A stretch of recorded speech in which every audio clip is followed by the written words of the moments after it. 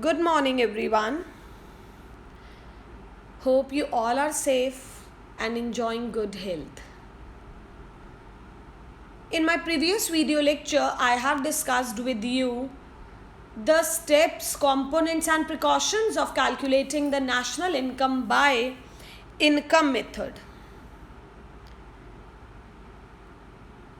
Next method is expenditure method. Today, in this video lecture, I am going to discuss the components, the steps, and the precautions to be considered while calculating the national income by expenditure method. बच्चे, मैंने इसका जो practical जो numerical portion है वो मैंने previous videos में already explain कर दिया है.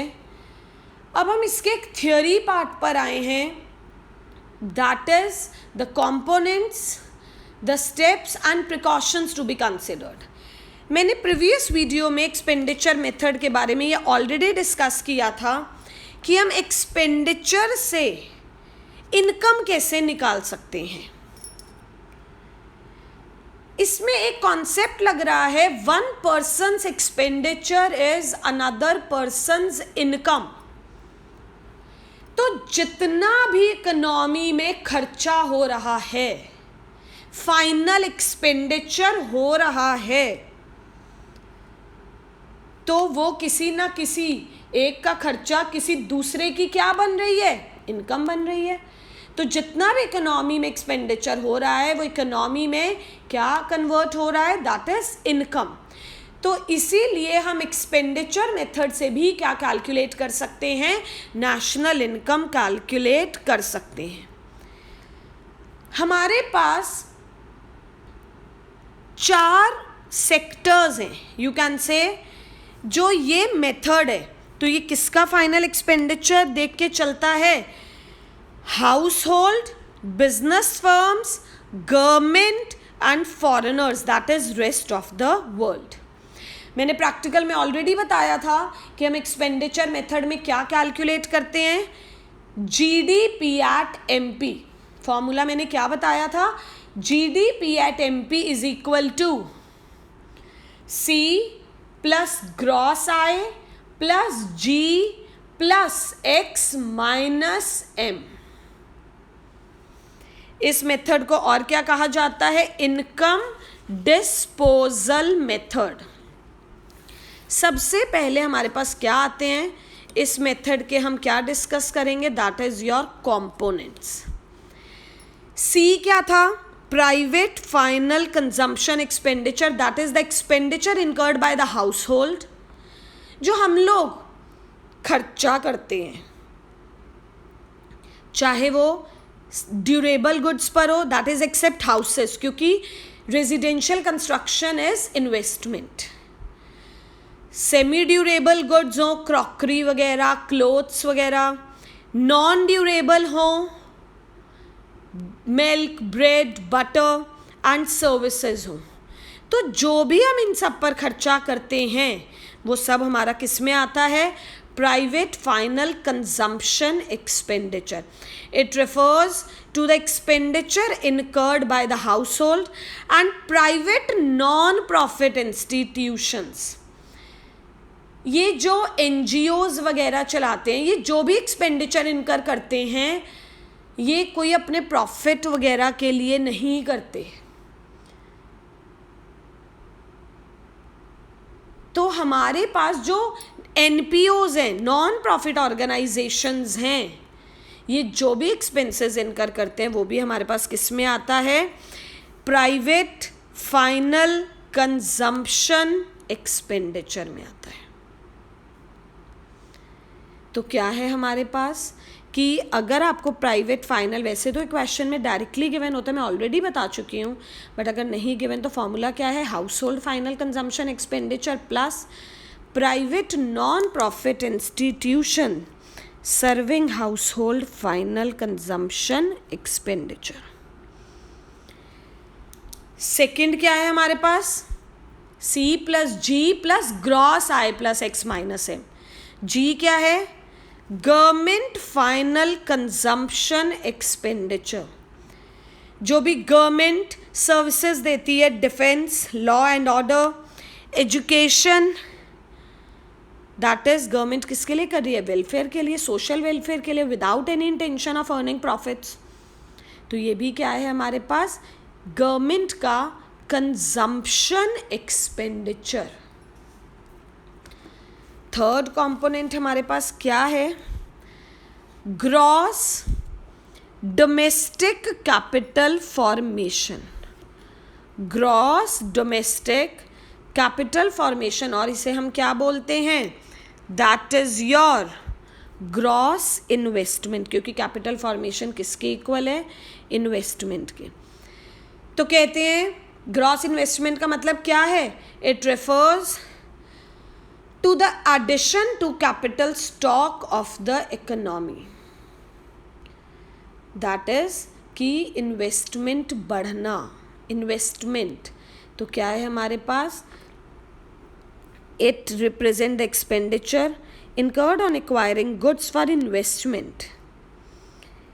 मैंने बताया था ये प्रैक्टिकल में, जो न्यूमेरिकल पोर्शन में, अगर हमें gross domestic capital formation directly given नहीं है या ग्रॉस इन्वेस्टमेंट नहीं गिवन, इसके दो कंपोनेंट्स कौन से हैं? Gross fixed capital formation plus change in stock. Fixed capital formation क्या है? That is expenditure incurred on purchase of fixed asset.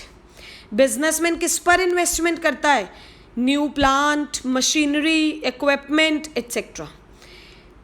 Private person मतलब एक अपने रेजिडेंशियल रेजिडेंस, एक घर के लिए करता है, ऑन परचेज और construction of new houses. Gross public investment, ये गवर्नमेंट की इन्वेस्टमेंट है, construction of flyovers, roads, bridges etcetera by the government. तो ये क्या है? फिक्स्ड एसेट्स का खर्चा. Next is your change in stock, को हम और क्या बोलते हैं? Inventory investment. Change in stock को हम और क्या बोलते हैं? That is your inventory investment. जो स्टॉक बच गया है, that is change in the stock of raw material, semi finished goods and finished good, जो प्रोड्यूसर्स के पास है. क्योंकि अभी जो स्टॉक बच गया है वो अभी सेल नहीं हुआ है, तो वो उनका जो प्रोड्यूसर्स है उनका तो भी एक्सपेंडिचर ही है. कैसे कैलकुलेट किया जाता है? Closing stock minus opening stock. ये ग्रॉस डोमेस्टिक कैपिटल फॉर्मेशन के क्या हैं? ये दो कंपोनेंट्स हैं. नेक्स्ट क्या आता है हमारे पास? Net exports. दैट इज जो रेस्ट ऑफ द वर्ल्ड हमारी कंट्री से क्या कर रहा है? Demand. It refers to the difference between export and import of a commodity during a period of 1 year. Exports का एग्जाम्पल क्या होगा? Purchases by foreign tourist. तो ये वो डिमांड है जो बाहर के लोग हमारे यहाँ से कर रहे हैं. एक्सपोर्ट्स वही होते हैं, और इम्पोर्ट्स क्या होते हैं? जो हम लोग बाहर की कंट्री से डिमांड करते हैं. That is resident expenditure by the resident on foreign products. तो instead of treating export and import separately, इनका क्या ले लिया जाता है? Difference. The difference between the two is taken and is termed as net exports. तो ये क्या थे हमारे पास? the components of expenditure method. next क्या है? steps of expenditure method. steps क्या है हमारे पास expenditure method के? सबसे पहले इकोनॉमिक यूनिट्स को आइडेंटिफाई करो. That is all the economic units. Final expenditure कौन कौन सी यूनिट्स इनकर करती हैं?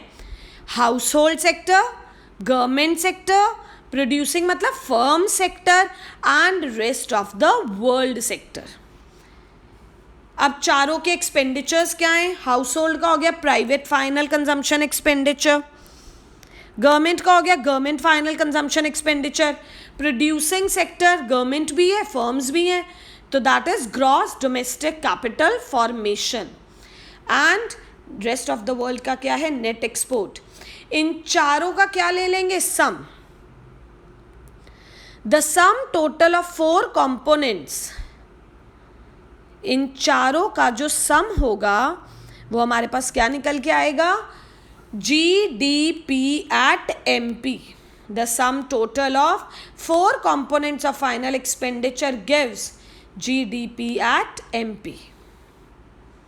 उसके बाद GDP at MP से मैंने तुम्हें बताया था, वैसे तो हम लोग प्रैक्टिकली तो हम लोग डायरेक्ट कन्वर्ट कर देते हैं NNP at FC, but theoretically हमें कुछ फॉर्मेलिटीज करनी पड़ती हैं. तो हम पहले डोमेस्टिक इनकम निकालेंगे, that is your NDP at FC. कैसे आएगा? NDP at FC is equal to GDP at MP minus depreciation minus NIT. And last step will be by adding NFIA to the domestic income we can calculate national income. In the final step, NFIA is added to the domestic income to arrive at national income.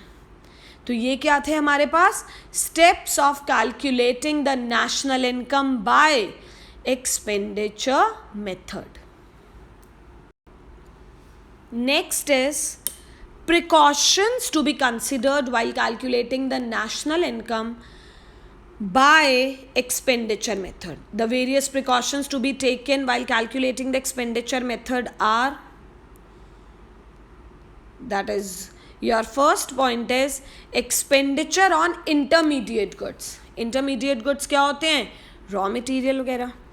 Expenditure on intermediate goods will not be included in the national income as it is already included. Intermediate goods क्या होते हैं? Raw material जो further production में क्या करते हैं? Help. तो कहते हैं हम कभी भी इंटरमीडिएट गुड्स, रॉ मटेरियल पर जो भी एक्सपेंडिचर है कभी भी ऐड नहीं करते, बिकॉज अगर हम मतलब सब अपने अपने एक्सपेंडिचर को फाइनल लेके चलने लग गए तो कितनी बार हर चीज़ की वैल्यू ऐड हो जाएगी. And if it is included again it will lead to double counting. Second क्या है? Transfer payments are not included. Why? एक होती है ट्रांसफर इनकम और एक होती है transfer payment, like charity, like scholarship. तो वो कभी भी ऐड नहीं होती बिकॉज उससे कोई प्रोडक्टिव एक्टिविटी नहीं हो रही है, कोई गुड्स एंड सर्विसेज जनरेट नहीं हो रहे हैं. Purchase of second hand goods, अगर मैंने कोई प्रोडक्ट नया परचेज किया तो मैंने उसे अपने एक्सपेंडिचर में ऐड कर लिया, मैंने वो आगे सेल कर दिया, और अगर दूसरे पर्सन ने जिसने उसे परचेज किया उसने भी अगर अपने एक्सपेंडिचर में ऐड कर लिया तो एक ही चीज़ की वैल्यू, सेकेंड हैंड गुड की वैल्यू अगर दोबारा ऐड हो गई तो पता ही नहीं एक्सपेंडिचर कहाँ जाएगा और नेशनल इनकम कहाँ पहुँच जाएगी. तो क्या है? Purchase of second hand goods will not be included as such expenditure has already been included when they were originally purchased. सिर्फ अगर हम उसकी जो कमीशन और ब्रोकरेज जो पे कर रहे हैं वो हम अपने एक्सपेंडिचर में इंक्लूड करेंगे. Next is